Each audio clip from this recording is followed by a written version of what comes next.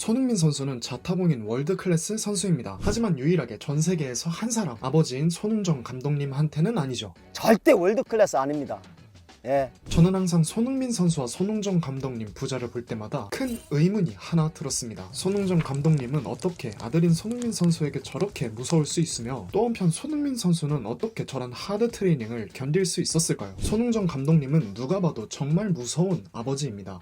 깨지고 가고. 평소에 말투도 화끈하시고, 심지어 손흥민 선수가 초등학생일 때 손흥정 감독님이 손흥민 선수를 훈계하는 모습을 보고 지나가던 동네 할머니가 자기 자식이면 절대 그렇게 못해. 당신 의붓 애비지. 라고 하며 경찰에 신고하겠다고 한 해프닝도 있었죠. 또 한편 그런 아버지의 하드 트레이닝을 견디는 손흥민 선수도 대단합니다. 아무리 축구가 좋다지만 초등학생 3학년이 매일 리프팅으로 운동장 3바퀴를 소화하고 프로 첫 시즌을 끝내고는 그 유명한 손흥민 존을 만들기 위해 아버지의 혹독한 훈련 아래 6개월 동안 매일 슈팅 1000개씩 연습했다고 하죠. 또 이 손 부자는 실력으로만 유명한 것이 아닙니다. 인성도 남다르죠. 손흥민 선수의 빛나는 인성은 외신에서 다뤄질 정도고, 손흥정 감독님의 어록은 시간이 지난 지금에도 재조명되고 있습니다. 토트넘의 전 감독인 무리뉴도 경기 전날 손흥민의 부모님을 만나 뵈었는데 어디서 나오게 된 건지를 알았다. 라고 하기도 했습니다. 그래서 저는 이 손부자의 마인드에 대해 더 알고 싶었습니다. 손흥민 선수의 삶의 태도가 손흥정 선생님의 영향을 많이 받아 만들어졌다면, 그럼 손흥정 선생님은 무엇을 통해 가치관을 만드셨는지 그 비밀을 알아낸다면 분명 우리 자신이 더 나은 삶을 사는 데에 큰 도움이 될 것 같은데 말이죠. 사실 손부자의 이런 모습에 대해 여러 추측과 오해들이 있기도 합니다. 아비가 자신의 못다 이룬 꿈을 아들에게 실현시키려 한다 라는 추측과 늘 아비와 함께하는 아들을 낮게 잡아보는 오해에 대해서는 손흥정 감독님이 본인의 저서에서도 직접 언급하시기도 한 오해들이죠. 하지만 역시 손부자의 마인드를 정확히 알아보기 위해서는 본인의 말을 살펴보는 것이 최선이잖아요. 그래서 저는 손흥민 선수와 손흥정 감독님이 직접 쓴 책을 찾아봤습니다. 아니나 다를까 요즘 이런 의문이 저만의 것이 아님을 증명하듯이 서점에 가면 손흥정 감독님의 책과 손흥민 선수의 책이 평대에 올라와 있는 것을 볼 수 있었죠. 그래서 바로 두 권 다 읽어봤고 조금은 알 수 있었습니다. 먼저 살펴봤던 책은 손흥민 선수의 책이었습니다. 축구를 하며 생각한 것들은 손흥민 선수가 2020년에 출간한 에세이입니다. 제목 그대로 우리가 항상 겉모습과 결과로밖에 접하지 못했던 손흥민 선수의 진실한 생각들이 담겨있는 책이죠. 이 책을 처음 읽으면 제일 놀랐던 것이 손흥민 선수의 문학적인 필력이었습니다. 손흥민 선수는 첫 문단을 이렇게 시작하죠. 90분이 지났을 뿐인데 세상이 둘로 쪼개졌다. 승자와 패자, 붉은색 환호가 내 가슴을 핥히었다. 마치 고문당하는 기분. 너무 괴로워 귀를 막았다. 축구는 아시아 1등, 롤도 챌린저 티어.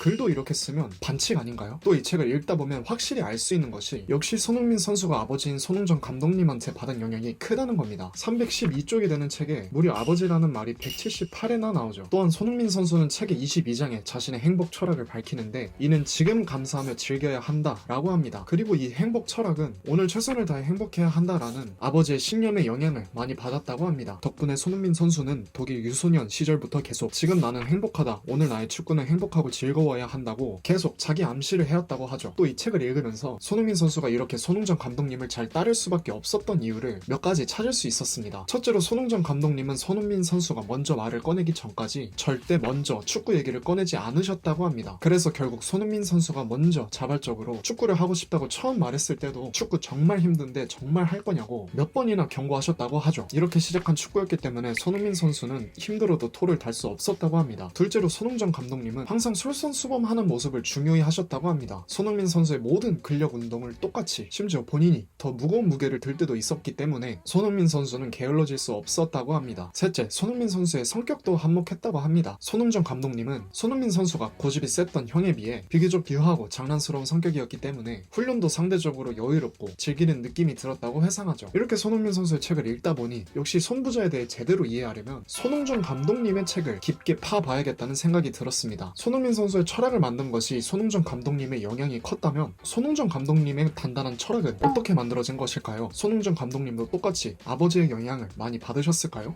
결론부터 말하자면 적어도 책의 내용으로 봤을 때 손흥정 감독님의 가치관은 아버지의 영향을 많이 받은 것 같아 보이지는 않았습니다. 오히려 손흥정 감독님은 어릴 적부터 뭔가 남다른 모습을 보여주셨죠. 초등학교 3학년 때 둘째 형이 육상부에서 훈련받는 모습이 좋아 보였던 손흥정 감독님은 대뜸 체육 선생님을 찾아가 육상부에서 훈련을 받아보고 싶다고 하셨고, 손흥정 감독님을 받아주면서도 결국 며칠 버티지 못할 것이라는 체육 선생님의 예상과 달리 하루도 거르지 않고 훈련에 나가셨다고 합니다. 손흥정 감독님이 축구를 시작하시게 된 스토리도 손흥민 선수의 그것과는 상당히 다르죠. 손흥민 선수가 축구를 시작하겠다고 했을 때 아버지의 전폭적인 지원을 받았던 것과 달리 손흥정 감독님의 아버지는 처음에 축구를 하고 싶다는 아들의 말을 아예 못 들은 채 하셨다고 합니다. 하지만 어렸을 때부터 강경한 성격이 있으셨던 손흥정 감독님은 아버지의 반대에도 난 꼭 축구를 할 거야 라는 다짐을 포기하지 않고 결국 본인이 그렇게 원하던 축구를 시작할 수 있었죠. 근데 거기서 또 본인을 처음 축구의 세계로 인도해준 감독님과 학교의 사이가 틀어지자 축구부 활동 자체를 홀로 보이콧하셨고 교실에서 맞고 교무실에서 맞고 과목별 교사들에게 돌아가며 맞았다고 하십니다. 손흥정 감독님은 그 당시를 회상하며 이렇게 말씀하시죠. 일관성과 의리가 삶의 중요한 가치였고 타협은 없었다. 그래서 오늘 영상의 결론을 결국에는 역시 태생이 중요하더라 라고 끝내면 정말 편하고 좋겠지만 그건 너무 일차원적인 결론이겠죠. 손흥정 감독님이 분명 태생부터 강경한 성격을 타고나신 것은 분명히 보이지만 감독님도 사람이고 힘든 순간이 있으셨을 텐데 어떻게 항상 본인의 가치관에 믿음을 가지고 세상과 붙을 수 있었을까요? 붙어봐야 될 거 아니야.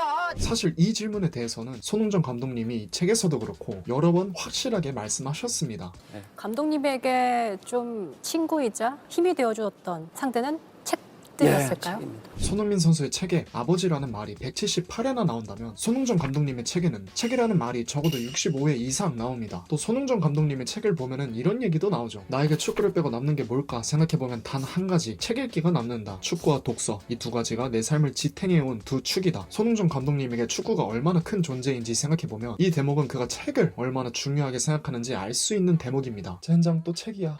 하지만 손흥정 감독님이 책을 읽게 되신 이유는 뻔한 이유 때문은 아니었습니다. 손흥정 감독님은 불안감과 절박함이 나를 책으로 이끌었다고 하죠. 그 불안감은 책을 안 본다면 과연 내가 지혜롭게 살 수 있을까? 라는 불안감이었습니다. 손흥정 감독님이 불안하고 힘든 시기를 버틸 수 있었던 것도 책에서 길을 찾을 수 있었기 때문이라고 합니다. 손흥정 감독님은 인터뷰에서 이런 말도 하시죠. 전자제품을 조그만한 거 사도 그 안에 내용 설명서가 있잖아. 근데 우리 태어나면서 인생의 안내서를 가지고 태어나는 사람 없잖아. 책이 우리 인생의 우리 삶의 안내서라고 생각해요. 여기서 또 궁금해지는 것은 그럼 도대체 손흥정 감독님은 책을 통해서 무엇을 배우셨냐는 겁니다. 물론 여러 가지가 있겠죠. 손흥정 감독님이 책을 하루 이틀 읽은 것도 아니고 사실 알아보니까 손흥정 감독님은 굉장한 다독가시더라고요. 무려 15년이 넘는 세월 동안 꾸준히 책을 읽으신 애독가이시며 좋은 책은 적어도 3번은 읽고 독서노트를 작성한다는 탐독가이기도 하시죠. 그리고 이 독서노트를 본인의 재산 목록 1호라고 하실 정도로 아끼십니다. 그 과정에서 얻으신 지혜는 이런 짧은 영상에는 결코 담을 수 없는 양일 겁니다. 하지만 또 책에 대한 애정은 남들에게 쉽게 지지 않는다고 나름 자부하는 제가 손흥정 감독님의 책을 읽으며 유독 마음이 동하는 문장이 하나 있었습니다. 그것은 바로 손흥정 감독님이 책을 읽으시는 이유, 즉 책에서 얻으신 지혜 중 하나가 자식들에게 의지하지 않고 타인에게 간섭받지 않으면서 자유로운 나만의 삶을 살 수 있도록 읽는다는 문장이었습니다. 이 비슷한 말을 김영하 작가님도 하신 적이 있죠. 김영하 작가님도 책을 읽는 이유에 대해 남에게 함부로 침범당하지 않는 내면을 갖기 위해서 라고 대답하신 적이 있습니다. 손흥정 감독님의 이 문장을 읽는 순간 그래서 손흥정 감독님이 당당하게 인터뷰에서 부도 명예도 권력도 없는데 나는 성공했다고 자신 있게 얘기하는 게 어려서부터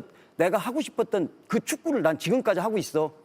그래서 난 성공한 사람이야 라고 자신 있게 얘기를 해요. 라고 말할 수 있지 않았나 생각했습니다. 책을 읽으며 알게 된 손흥정 감독님은 첫 인상과 다르게 결코 배짱만 가득한 인물은 아니었습니다. 감독님은 책에서도 항상 자신을 낮추십니다. 책의 서문에도 그렇게 훌륭한 사람이 많은데 제가 감히 책을 쓴다는 게 가당키나 한가, 의구심이 지금껏 멈추지 않습니다 라고 쓰여있죠. 확실히 이런 모습은 우리가 평소에 접하는 손흥정 감독님의 모습과는 조금 다르죠. 남자는 뭐?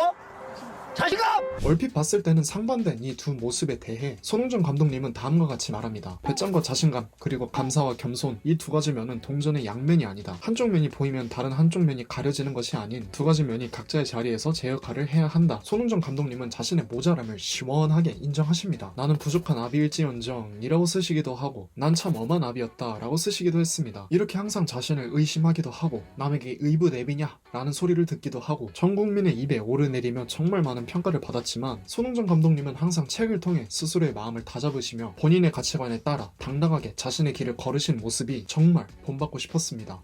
손흥정 감독님은 본인의 글에서 책의 중요성을 반복해서 강조하십니다만 또 인터뷰에서는 본인이 책 홍보대사는 아니라고 하시죠. 저는 책 홍보대사는 안 해요. 하지만 저는 책 홍보대사입니다. 제 유튜브를 통해 더 많은 사람들이 구독을 더 많은 사람들이 책을 읽게 만들려고 하죠. 이 방법에 대해서도 정말 생각이 많았었는데 책을 읽지 않으면 큰일 난다고 협박하는 방법도 있고 책만 읽으면 큰 성공을 할 수 있다고 회유하는 방법도 있겠죠. 하지만 오늘 손보자의 책을 읽으며 더 좋은 방법을 찾은 것 같습니다. 손흥정 감독님이 손흥민 선수가 먼저 축구 얘기를 꺼낼 때까지 기다리셨듯이 저도 여러분들이 먼저 책에 대한 관심이 커질 수 있도록 유익하고 재미있는 컨텐츠를 만들고 또 손흥정 감독님이 손흥민 선수 앞에서 항상 솔선수범하셨듯이 책을 왕창 읽는 모습을 보여드리는 것이죠. 만약에 여러분이 평소에 책을 잘 안 읽으시더라도 당신도 이미 책을 좋아한다는 것은 분명하기 때문에 지금 구독해 주신다면 제가 잘 스며들어서 여러분들이 언젠가 책을 읽고 싶어지도록 노력해보겠습니다. 저는 책 읽기 읽기였습니다. 감사합니다.